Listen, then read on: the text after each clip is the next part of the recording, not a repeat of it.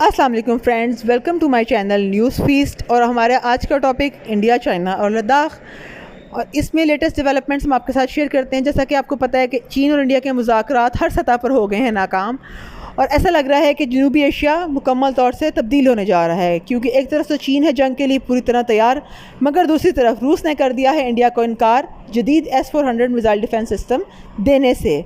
मगर इंडिया ने $500 करोड़ का हंगामी बजट पास कर लिया है ख़रीदने के लिए बहुत सारे हथियार। लेकिन दूसरी तरफ इंडियन फ़ौज में हो रही हैं बड़े पैमाने पर इस्तीफ़े देने की तैयारियां, जबकि ट्रंप साहब हैं इस वक्त इलेक्शन और वबा में गिरफ़्तार। मगर नेपाल ने दे दिया है बहार को अपना हिस्सा करार। जानते हैं सब खबरों की डिटेल। हमारे साथ रहिएगा, हमारी वीडियो को लाइक कीजिए, शेयर कीजिए और हमारे चैनल को सब्सक्राइब कीजिए। तो दोस्तों, हम आपको बताते चलें कि इस वक्त जनूबी एशिया पूरी तरह से जंग के दहाने पर है। चीन तो पूरी तरह से जंग के लिए तैयार है, वो किसी तरह से भी गलवान वैली में अपना कब्ज़ा छोड़ने के लिए राज़ी नहीं हो रहा। इंडिया ने मिन्नत तरले कर ली, धमकी भी दे ली और हर तरह की कोशिश करके देख ली सफारती सतह पे, मिलिट्री लेवल्स पे। लेकिन चाइना की एक ही बात है कि पूरी गलवान वैली को इंडियन फ़ौज खाली कर दे। और चाइना ने लद्दाख में अपनी एयरबेसेस भी बढ़ा दी हैं, ज़ेर ज़मीन बंकर भी जो है ना वो बहुत तेज़ी के साथ वहाँ पे तामीर कर रहे हैं। दूसरी तरफ अगर हम मीडिया को देखें तो इंटरनेशनल मीडिया या उनके अपने मीडिया के मुताबिक शायद इंडिया डर गया है।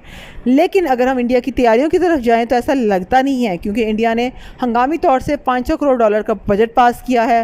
ऑब्वियसली हथियार वगैरह ख़रीदने के लिए, डिफेंस की तैयारी के लिए।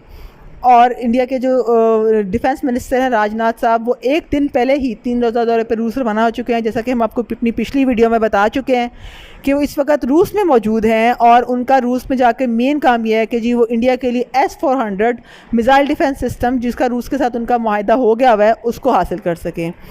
और अगर हम देखें कि जी इंडिया बॉर्डर पर, तो बॉर्डर पर भी इंडिया ने अपने फ़ौजियों की तादाद बढ़ाते जा रहे हैं। हर रोज़ जो है नए फ़ौजी इंडिया के लद्दाख के बॉर्डर पर और चाइना के साथ जितने भी बॉर्डर मौजूद है उस पर बढ़ते जा रहे हैं।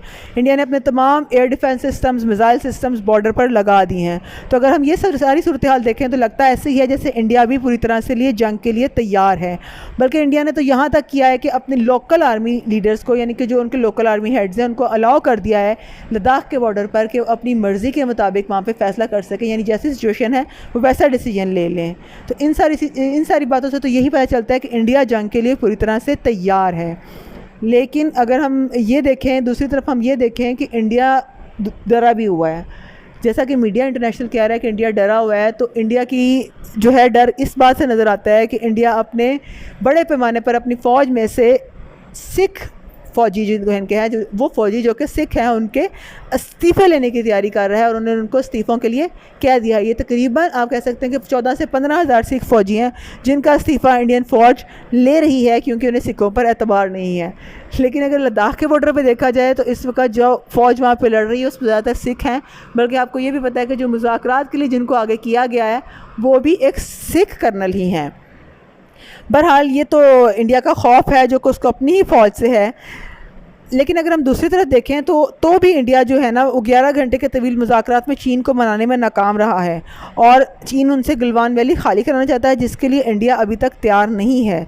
मोदी का तासुर अभी तक तो यही है कि जी वो मुज़ाकरात चाह रहे हैं, लेकिन क्योंकि वो हिंदू बनिए हैं और हिंदू बनियों की जो है यही एक चीज़ होती है कि जी उनकी बगल में छुरी होती है और मुंह में राम राम, पीठ पीछे वो वार करते हैं। तो इसलिए इंडिया के पीठ पीछे वार के लिए तैयार रहना चाहिए, और चीन ये बात अच्छी तरह जानता है। चीन ने भी जो है एक बहुत ही अहम वक्त चुना है। चीन को पता है कि इस वक्त वबा का वक्त है, और चीन चूँकि इससे निकल चुका है, इंडिया की इकानमी वबा से और वैसे भी पूरी तरह से जो है ना बैठ गई हुई है। तो इंडिया इस वक्त काफ़ी कमज़ोर है, और इंडिया के स्ट्रेटजिक पार्टनर्स जो हैं वो भी इंडिया के साथ नहीं देंगे। अगर आप अमेरिका की बात करें, जो सबसे पहले इंडिया की जो है बैक पे मौजूद होता है, तो अमेरिका इस वक्त खुद जो है ना, अमेरिका में ट्रंप साहब जो है वबा का शिकार हैं, और उसके बाद जो है आपको पता है कि इलेक्शन आने वाले हैं और वो नए आने वाले इलेक्शन की तैयारियों में मसरूफ़ हैं।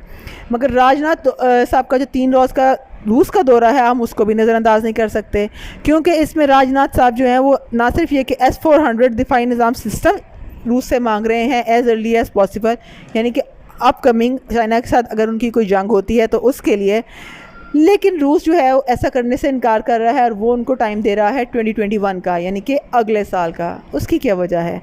उसकी वजह ये है कि रूस ऑलरेडी ये डिफेंस सिस्टम चाइना को सेल कर चुका हुआ है और चाइना ये डिफेंस सिस्टम यूज़ कर रहा है। ये बहुत ही जदीद डिफेंस सिस्टम है जो कि एक वक्त में 36 जगह पर निशाना लगा सकता है। तो आप सोच सकते हैं इसकी कितनी वैल्यू है।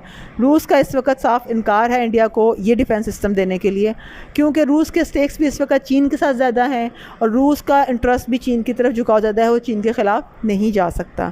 हाँ, मगर अगर आप दूसरे पार्ट्स की बात करें, क्योंकि इंडिया का तमाम तर असला ज़्यादातर रूसी साख्त का है, चाहे वो इंडिया के तैयारे हैं या दूसरा असला है, तो उसके लिए ज़ाहिर बात है उनको पार्ट्स की और बाकी सारी मशीनरी की ज़रूरत है।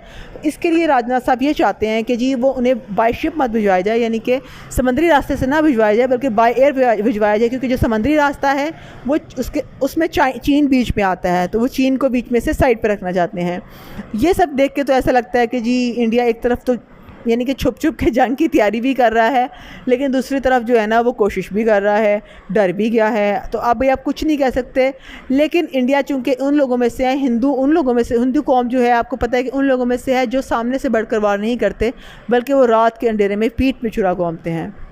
तो इंडिया ऐसी किसी भी हरकत के लिए उसके तमाम हमसाया ममालिक को तैयार होना चाहिए, चाहे वो नेपाल हो, इंडिया का हमसाया पाकिस्तान हो या फिर चीन हो। और अगर हम नेपाल की बात करें तो नेपाल ने ना सिर्फ मिली नगमे चलाए, जैसे कि हमने पिछली वीडियो में बताया था आपको कि नेपाल अपनी फ़ौज को, अपनी आवाम को जो है पूरी तरह से मॉरलाइज़ कर रहे हैं, इंडिया के ख़िलाफ़ जंग के लिए तैयार कर रहे हैं।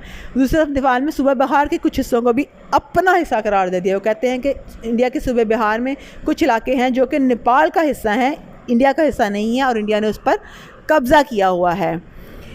तो देखें कि नेपाल का मामला भी किस साइड पे जा रहा है। मगर इंडिया के जितने भी स्ट्रेटेजिक इत्तेहादी हैं, चाहे वो ऑस्ट्रेलिया है, अमेरिका है, जापान है या यूरोप है, इस वक्त इंडिया को ये मशवरा दे रहे हैं कि वो 3 जगह पे एक वक्त में जंग नहीं लड़ सकते, यानी कि नेपाल, पाकिस्तान और चाइना।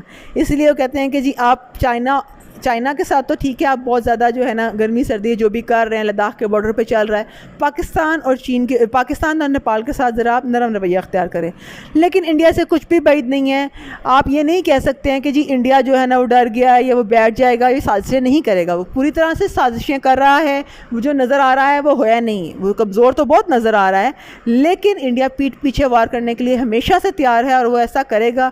और हो सकता है कि जी रातों रात जो है ना इंडिया जिस भी कमज़ोर मुल्क को उसको लगा कि किसी भी मुल्क की कमज़ोरी नज़र आई, चाहे वो पाकिस्तान हो, चाहे वो नेपाल हो, चाहे वो चाइना हो, वो उस पर पहली गोली चलाने से बाज नहीं आएगा। और ये याद रखिएगा कि इस जनूबी एशिया में सबसे पहली गोली जो है वो इंडिया ही चलाएगा अपने हमसाया ममालिक पे, क्योंकि ये इंडिया की खसलत है, ये हिंदुओं की खसलत है और हिंदू अपनी साजिशों से बाज नहीं आ सकता। तो हमारे चैनल को लाइक कीजिए, शेयर कीजिए, सब्सक्राइब कीजिए और मज़ीद इस तरह की इंटरेस्टिंग वीडियोस देखने के लिए बेल आइकन को दबाना मत भूलिएगा। हम अपनी लेटेस्ट डेवलपमेंट्स के साथ आपके सामने दोबारा हाजिर होंगे। बहुत शुक्रिया। अस्सलाम वालेकुम।